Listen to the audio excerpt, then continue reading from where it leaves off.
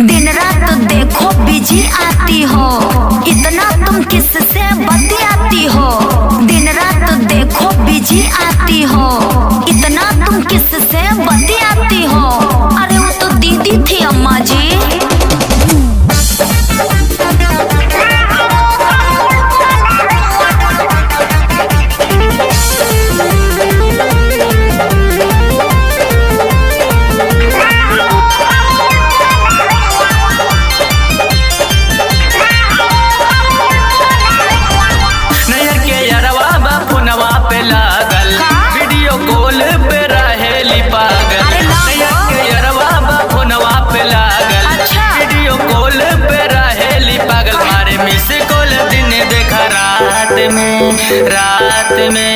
रात में कलयुग के बहुरिया मोबाइल रहे बस हाथ में।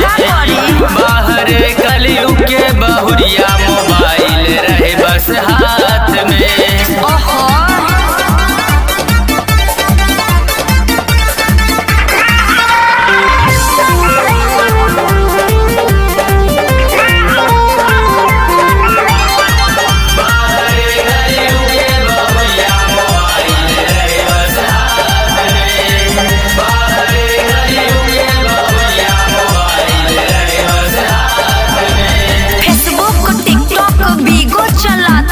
किचन में मुझसे सब काम करवाती, एकदम बिगड़ गई है। फेसबुक टिकटॉक बीगो चलाती है, किचन में मुझसे सब काम करवाती है। अरे वो तो फैशन है अम्मा जी।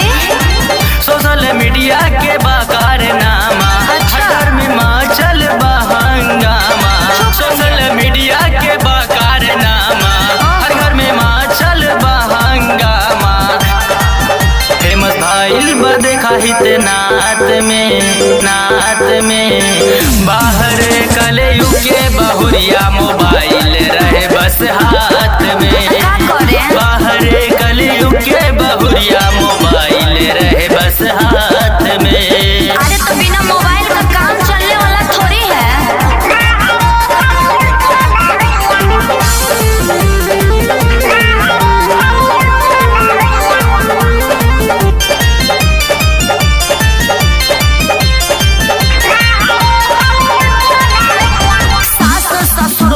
रखती ख्याल है, रोटी न बनती न पकती दाल है। रोटी न बनती न पकती दाल है। सास ससुर का न रखती ख्याल है, रोटी न बनती न पकती दाल है। ओफो अम्मा जी आप हमेशा शुरू हो जाती हैं। ढूंढ रहा जिसने मोबाइल बनाया है, छोड़ूंगा ना जिसने सबको नचा